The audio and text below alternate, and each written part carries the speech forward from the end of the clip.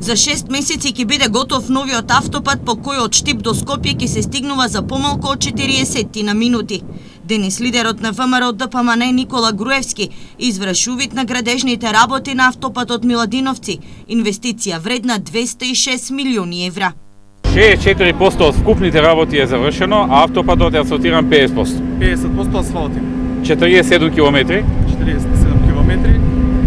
Целиот потек на автопат е нов автопат 47, на пола е све асфалтирано. И сега се става завршениот слој, зашто негде се движат и камионите и машините, па потоа е на другата страна.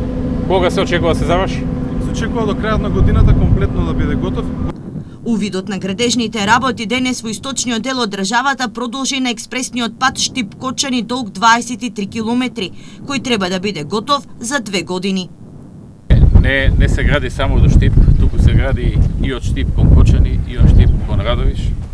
Од Радовиш до Струмица веќе има еден убав пат направено, кој што го правевме во годините по првите години од доаѓањето во владата.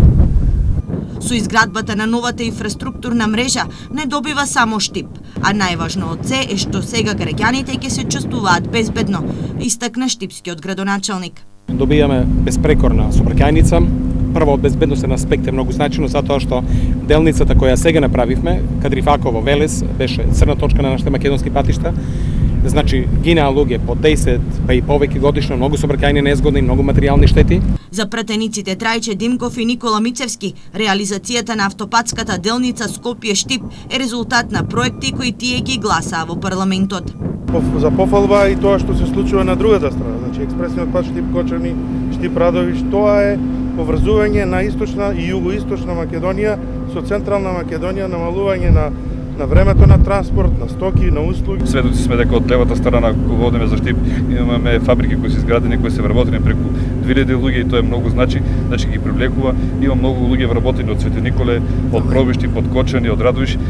При денешната посета на Штип и Свети Николе, Груевски истакна дека целосно ќе биде реконструиран и патот до Делчево.